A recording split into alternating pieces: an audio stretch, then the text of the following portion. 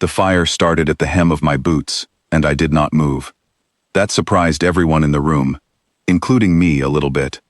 I had walked into a lot of dangerous places in my life. I had sung for men who wanted my head on a spike, and played love songs for women who wanted to poison my wine. But I had never stood in a throne room while the floor itself turned into a river of flame, and I had never done it while a 2,000-year-old dragon queen stared at me like I was a puzzle she could not solve. Her name was spoken in whispers across 3 kingdoms. The Crimson Queen, ruler of the Ashcrown Dominion, a land of black mountains and red skies, where dragons walked in human shape and looked down on the rest of us the way we might look down on ants. Nobody visited the Ashcrown Dominion by choice. I had only come because a merchant paid me well to deliver a message, and messages, once delivered, are supposed to be the end of a bard's involvement. Instead, I was standing in front of a throne made of black stone, watching flames creep toward me, while the queen leaned forward with open curiosity. "You are not screaming," she said. "You have not given me a reason to," I answered, and kept my fingers moving on the strings of my lute. A soft tune, nothing dramatic, the kind of music you play in a quiet tavern, not in front of a queen who could turn you to ash with a thought. The court around us went very still. Dragons, all of them, wearing human faces the way the rest of us wear clothes. I could see it in their eyes, though. A faint shimmer, like heat rising off stone in summer. They watched me the way people watch a candle, burning close to a curtain, waiting to see if something interesting would happen. "You have 30 seconds to agree to marry me," the queen said, "or the fire finishes what it started." I looked down at the flames circling my boots. They had not touched me yet. That told me something important. A queen who truly wanted me dead would not have given me 30 seconds. She would not have given me one. "Here is my trouble, Your Majesty," I said, keeping my voice calm and even. "You are offering me a choice between a crown and a grave, and you expect me to decide quickly, as if speed were the only thing that mattered. But I have met liars far better than you, in rooms far more frightening than this one. And every one of them wanted something specific from me. You have not told me what you actually want. You have only told me what will happen if I say no." The flames paused. They did not go out. They simply stopped moving, hanging in the air like they, too, were curious about what I would say next. "You dare speak to me this way," the queen said, though there was less anger in her voice now and more surprise. "I dare wonder," I said, "why a queen who has lived for 2,000 years wants to marry a traveling bard she met less than 15 minutes ago. Dragons do not marry for love, as far as I understand. You marry for power, for alliances, for reasons that make sense on a map or in a treasury. So tell me, Your Majesty, what does marrying me actually give you?" There was a long silence. I could see something shift behind her eyes, like a locked door being reconsidered. "There is another dragon," she finally said. "The Obsidian Worm. He proposed to me last season, in front of every noble house in the Dominion. I refused him.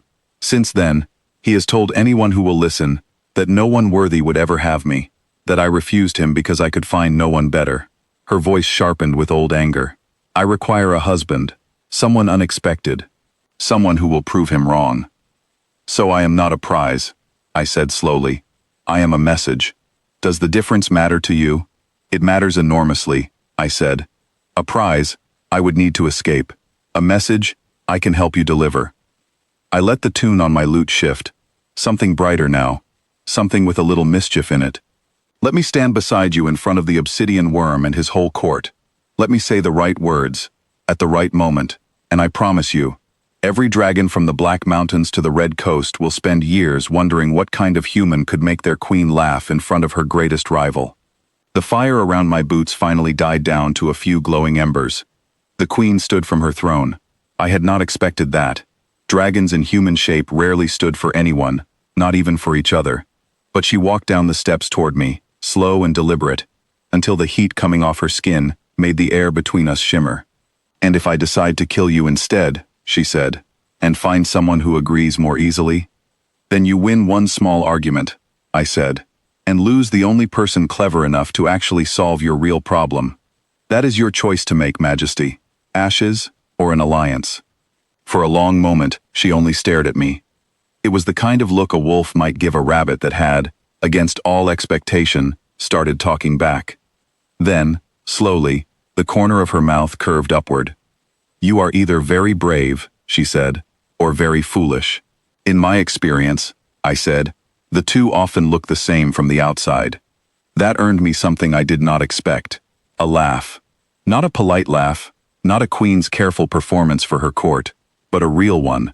Sudden and surprised, like she had not laughed that way in a very long time. Several of the nobles around us shifted uncomfortably, unsure how to react to a sound they had clearly not heard from her before. "Very well, Bard," she said. "Prove your worth. The Obsidian Worm holds a gathering in 3 days' time, to celebrate what he believes will be my continued loneliness. You will come with me. You will play your songs, and if you can turn his celebration into his embarrassment, I will consider your proposal a fair trade for my hand. And if I fail?" She smiled, and for the first time I saw the shine of sharp teeth behind her lips. "Then we will discuss the fire again." I decided not to ask any further questions about that. The next 3 days passed strangely. I had expected to be locked in a tower, or watched by guards, or treated like a prisoner waiting for judgment. Instead, the queen, whose true name I learned was Ashvane, though few were permitted to use it, had me brought to her private hall each evening to talk. Not about music, about her kingdom, her court, the endless small wars of pride and status that dragons fought instead of swords. I learned that dragons did not fear death the way humans did. They feared being forgotten. A dragon's greatest terror was living a long life, and having no one remember it mattered. That was why insults like the Obsidian Worms cut so deep, not because they threatened her power, but because they threatened her story. "You care what they say about you," I said, on the second evening, as she paced in front of a window overlooking the Black Mountains. "Of course I care," she said. "I will live another 1,000 years, perhaps more. Every one of those years, I will be remembered as either the queen who ruled with strength, or the queen who was refused and made a fool. Which would you choose?" "Neither," I said. "I would choose to be remembered as someone who surprised people." She looked at me for a long moment. "That is what you are doing right now, is it not?" I smiled and did not answer, and she seemed to like that even more than if I had. On the third day, we traveled to the Obsidian Worms Mountain Hall, a place built from black stone and lit with torches that burned an unnatural blue. The gathering was enormous. Dragons from every corner of the Dominion, dressed in their finest human shapes, drinking wine that smelled like smoke, and something sweeter underneath. The Obsidian Worm himself was tall, broad-shouldered, with dark eyes that missed nothing. When he saw me walk in beside the queen, his expression flickered with something between confusion and delight, as if he had been handed a gift he had not expected. "A human," he said, loud enough for the whole hall to hear. "Your Majesty, I did not realize your standards had fallen quite so far." A ripple of quiet laughter moved through the crowd. I felt Ashvane tense beside me, just slightly, and I understood then how much this moment mattered to her. Not for politics, not for power, for her pride, and for the story that would be told about her for the next 1,000 years. I stepped forward before she could answer. "Forgive me," I said, loud enough to carry. "I believe there has been some confusion. You assumed the queen lowered her standards. I would suggest instead that she raised them." The worm's smile faltered. "Explain yourself, little bard." "Gladly." I lifted my lute and let my fingers find the strings. "You proposed to her in front of this very hall, did you not? With grand words, promises of shared treasure, shared land, shared centuries. A generous offer, by dragon standards, I am sure. But tell me, in all those promises, did you ever once ask what she wanted? Or did you simply assume that greatness was reason enough to be chosen?" Silence spread through the hall like water through cracked stone. "I did not need to ask," the worm said, though his voice had lost some of its confidence. "I offered everything a queen could want. Everything except a reason to say yes," I said, and began to play.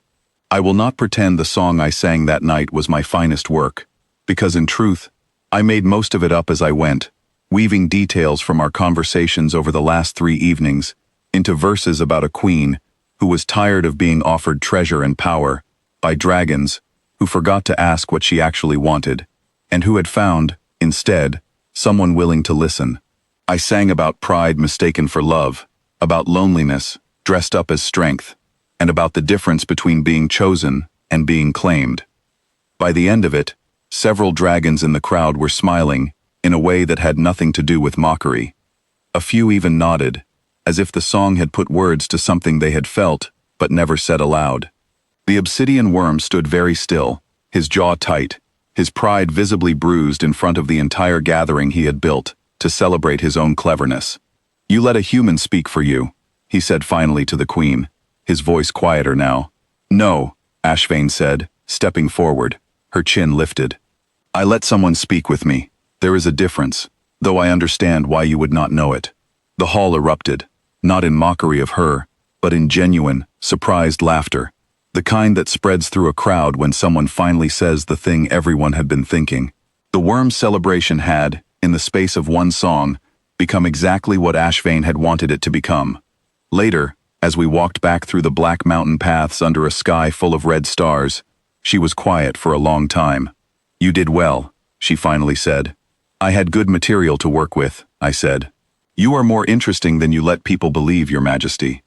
"Ashvane," she said, "if we are to be married, you may as well use my name." I glanced sideways at her. "So it is settled then." She considered this, slower than I expected, weighing the question with the same care she gave to matters of her kingdom. "It is settled," she said finally, "on one condition. You will keep surprising me. I have lived 2,000 years, Bard. I have grown tired of things I can predict."